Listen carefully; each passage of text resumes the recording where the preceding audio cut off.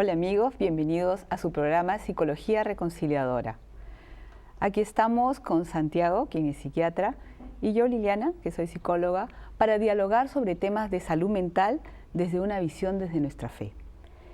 ¿Cuántos de ustedes en algún momento no han pensado qué me pasa, ya no me siento igual, estoy depre? ¿O han escuchado a personas cerca en el día a día que simplemente empiezan el día y dicen amanecí deprimido? ¿Cómo diferenciarlo con la tristeza, que es válida para una situación de dolor? Y no solamente me refiero a el diálogo coloquial que podemos tener. También tenemos datos de hallazgos científicos que nos ponen alerta sobre el tema de la depresión, que es el tema del cual vamos a hablar hoy. Y que justamente hace unos momentos, Santiago, me estabas comentando de una proyección que tenían a base de unos estudios, ¿verdad? Así es. En el año 1990, la Organización Mundial de la Salud empezó unos estudios que le llamaron carga global de enfermedad, para poder ver cómo así incidían las distintas enfermedades que hay a nivel mundial en la salud de las personas y en la economía de las distintas naciones. Y lo que se ha detectado en ese año y en las actualizaciones que se han venido haciendo en los años posteriores es que la depresión ocupa la primera causa dentro de las causas de discapacidad a nivel mundial.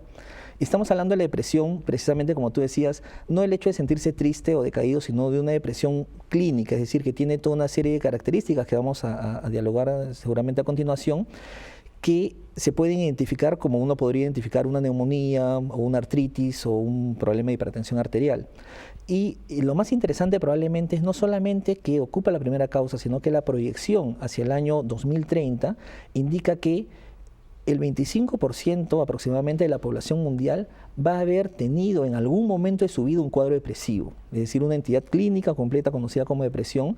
La cuarta parte de la población mundial va a haberla padecido, lo cual es una cifra, como comprenderás, alarmante. Bastante preocupante, ¿no? Porque no Así estamos hablando de sentirnos tristes o de pasar una etapa de duelo que puede ser parte de la vida de cualquiera, sino de una depresión mayor que tiene características que de verdad son pesadas en la propia vida, en el día a día, ¿no? ¿Y cómo podríamos nosotros tener claramente cuándo? Y en este sentido quiero hacer una precisión clara. Estos diálogos son para poder iluminar más el tema médico, psicológico, físico también, como vamos a ver, pero teniendo puntos claros desde nuestra fe. Es decir, no solamente el tema en cuanto a saber cómo se puede diagnosticar, porque en todo caso eso está en manos de los profesionales al momento que uno acude, sino cómo hacer para poder diferenciar, para poder detectar, que es uno de los primeros puntos importantes en nuestra vida, para pasar a un tema de aceptación y después ver cómo se reconcilia, cómo se ayuda a sanar la situación. Pero ¿qué criterios estarían entonces involucrados principalmente para hablar de lo que es una depresión propiamente, ¿no? Cuando hablamos de depresión, es una depresión clínica, estamos considerando que el ánimo se encuentra triste o decaído durante por lo menos 2 semanas, la mayor parte del día, todos los días durante ese periodo de 2 semanas a más, en el que la persona se siente más triste que lo habitual, llora más que lo habitual, el llanto es bastante fácil.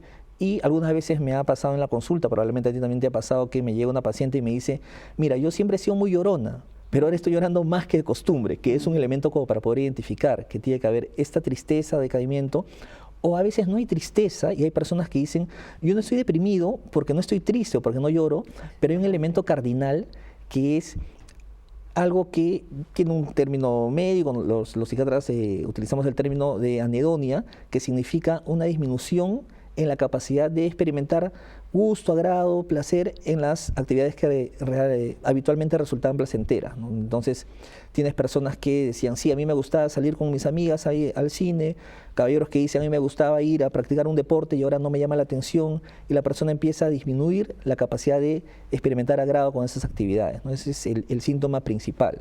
Y que es importante también precisar cuando se trata de hombre y mujer, porque muchas veces para poderlo detectar, de repente el hombre no va a ser tan fácil al llanto, ¿no? Aunque de hecho sí se da.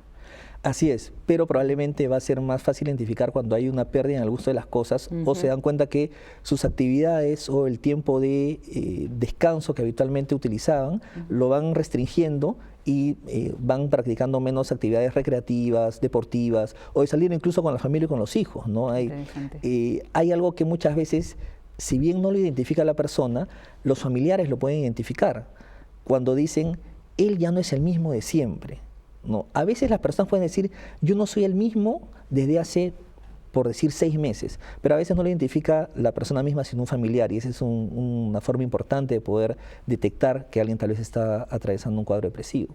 Sí, y tan importante estar en constante diálogo o encuentro para poder darse cuenta, ¿no? Porque a veces también pasa paradójicamente que el esposo, la esposa, los hijos como que no se dan tanta cuenta porque están en el día a día hasta que llega un tío o un amigo de la familia y dice qué le pasa, ¿no? Así es, y a propósito de eso, hay otros síntomas que nos pueden ayudar a detectar que alguien está probablemente atravesando un cuadro depresivo. Y en esa línea me hacía acordar lo que dices, que muchas veces puede haber una disminución en el apetito o una baja en el peso. Y las personas no lo pueden notar, pero llega un familiar y le dice, ¿qué te ha pasado? Te has bajado probablemente unas 10 libras, unos 5 kilos, y no se te ve igual que antes. Y muchas veces la persona no lo ha constatado, ¿no? Y este es un elemento que... ¿Y también podría darse un cambio en sobrepeso en casos de depresión? Así es, así es. Con una mayor frecuencia hay disminución de peso, pero a veces hay aumento de peso también en las personas como un síntoma depresivo. Por sí solo, algunas veces asociado a ansiedad, hay personas que empiezan a comer más y aumentan de peso, pero sí, no solamente es la baja de peso lo que puede darnos una señal.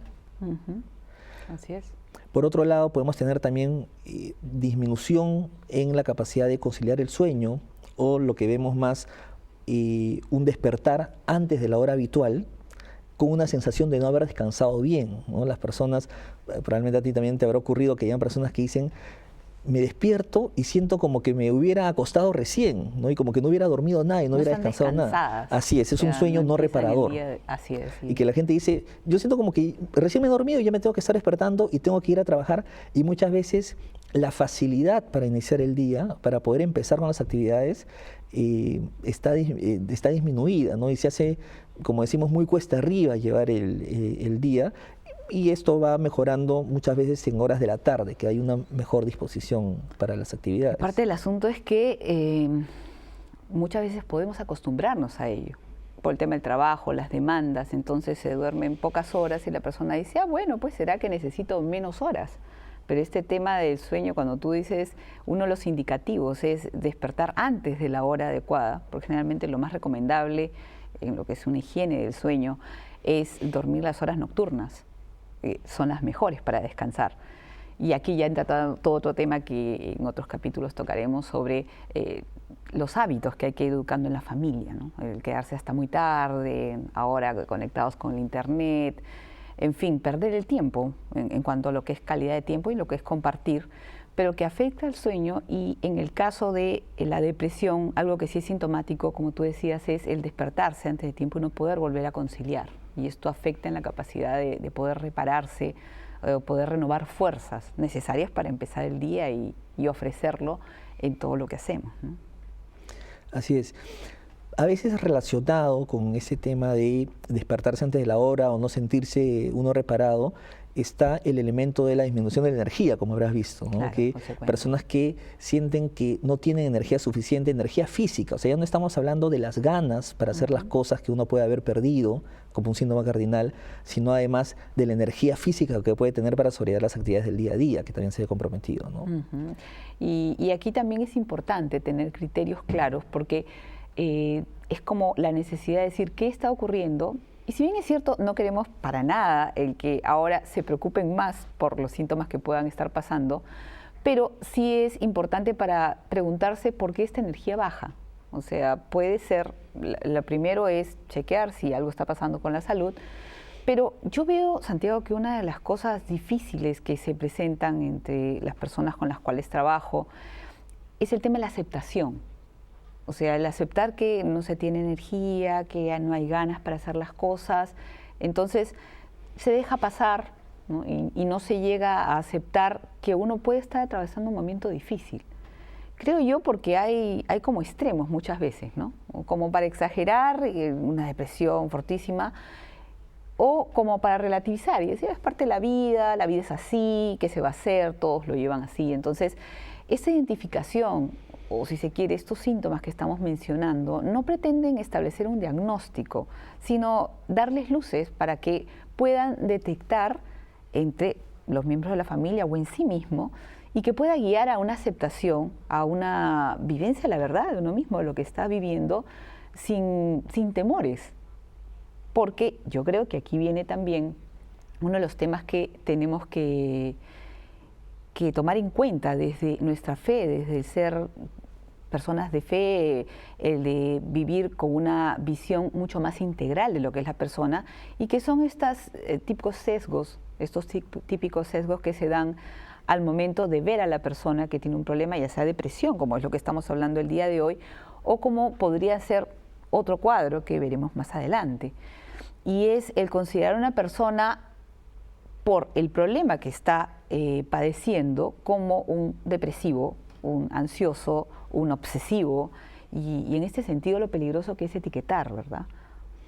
Totalmente de acuerdo. El etiquetaje puede ser pernicioso en realidad, porque uno no se da cuenta muchas veces que la persona que acude al profesional acude en busca de ayuda y le va a dar mucho peso a lo que le diga el psicólogo o el psiquiatra, ¿no? Y si es que uno habla de usted es un ansioso o usted es un depresivo, le está poniendo una etiqueta que es distinto de cuando uno se aproxima y dice, bueno, usted es una persona que está atravesando un periodo probablemente de depresión y que vamos a buscar darle solución de manera integral y que precisamente va a tener una visión probablemente más realista, más situada y más esperanzada también de su cuadro, ¿no?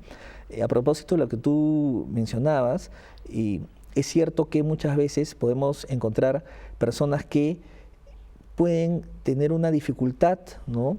Cierto temor a aceptar cuando están atravesando un cuadro depresivo, que coincido contigo plenamente, no se trata nosotros de dar síntomas y decir, bueno, pues entonces tengo yo, si es que usted nos está mirando en casa, una depresión, porque precisamente ese va a ser trabajo de los profesionales indicados para hacer el diagnóstico. Lo que pretendemos es orientar y dar el mensaje que es importante aceptar cuando hay una condición de este tipo, como cuando uno puede aceptar alguna otra enfermedad que tal vez no se esperaba, ¿no? Y a veces encontramos personas que les cuesta, ¿no? Dice, ¿por qué si es que yo soy una persona humildemente reconociéndome una buena persona, es que Dios me castiga así, o tal vez no me castiga, pero Dios permite que me pase esto, pero no terminando de aceptar precisamente que es un estado por el cual cualquiera de nosotros podría atravesar? Y aquí está asociado el tema del sufrimiento, ¿verdad? O sea, el sufrimiento en términos de es real, o sea, cualquiera de los cuadros que vamos a ir profundizando de una manera significa una carga de sufrimiento, y sí significa el asumir en la propia vida el tema de la cruz, pero entender que dentro del plan de Dios no hay algo que sea enviado, no es que Él nos castiga, sino que nosotros somos criaturas frágiles, y así como uno puede tener una fragilidad física, también puede tener una fragilidad psicológica, espiritualmente puede ser una persona inmadura. Entonces es importante este concepto de persona, es decir, una persona que tiene una dimensión física, psicológica y espiritual, y que no son tres compartimentos estancos, sino que es una unidad. ¿Y por qué lo menciono? Porque sobre todo en estos temas de salud mental, muchas veces el pánico o el miedo a ser etiquetado es porque ya vivimos en una cultura que tiende a ser muy determinista y que pierde de vista lo que es ser persona, lo que es ser creado por Dios, lo que es ser creado para el encuentro con los otros. Una persona con una fragilidad o problemas de depresión, ya sea que estos sean recurrentes o ya sea que sea una depresión mayor en un periodo de tiempo, no es para nada ni menos persona ni menos valioso, y encontrar esta ocasión de sufrimiento como una preciosa ocasión de poder fortalecerse, no solo en el espíritu, porque a veces dicen, ya, me fortalezco en el espíritu, pero yo quiero salir adelante, ¿no? Ustedes mismos, su familia, sus hijos. No, y esto tiene repercusiones a nivel psicológico e incluso a nivel biológico, ¿no? Sería tal vez extendernos mucho en incluso mencionar trabajos en donde se ve que los aspectos espirituales tienen repercusión en lo biológico. Pero en efecto, lo que tú dices es una visión más integral y una visión que consideramos es la mejor aproximación que podemos tener a el sufrimiento, sea cual fuera la causa. Y ahora que mencionabas aproximarse a veces de manera sesgada. Yo en mi práctica clínica puedo encontrarme a la hora que dialogamos con otros colegas que a veces hay un sesgo por mencionar la causa física, ¿no?, o biológica, como mencionamos, de algunas enfermedades mentales, en este caso la depresión, que es lo que estamos considerando, ¿no? Como que todo tuviera que ver solamente con los factores relacionados a neurotransmisores, que son estas sustancias que en el cerebro regulan, en el caso del ánimo, nuestro apetito, el sueño, la concentración, las ganas de hacer las cosas. Sería una suerte de biologismo, ¿verdad? Una especie de biologismo, ¿no? Como que solamente es eso y que por tanto para poderlo corregir solamente vamos a recetar medicamentos. Ciertamente los recetamos, en el caso de los psiquiatras, sí, y son necesarios y son de ayuda. Y hay una realidad física que lo requiere. Porque hay una realidad física. Sí.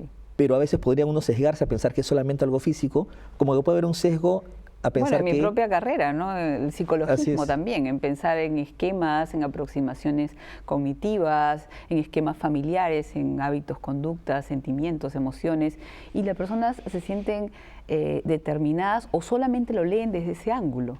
Entonces, o te dicen, es un psicologismo. O te dicen, por ejemplo, debo de tener algo mal a nivel de mi estructura psicológica, a veces no lo verbalizan así, pero te dicen, probablemente estoy fallado, probablemente no soy lo suficientemente fuerte a nivel psicológico y por eso es que me he deprimido, ¿no? Como que fuera una deficiencia que viene en la estructura de la psicología, cuando en realidad eso sería sesgar, sino considerar que hay un elemento biológico, como no considerar que hay un elemento espiritual también que podría estar explicando en parte todo esto. Y que tiene que ser abordado el tema espiritual con mucha realidad.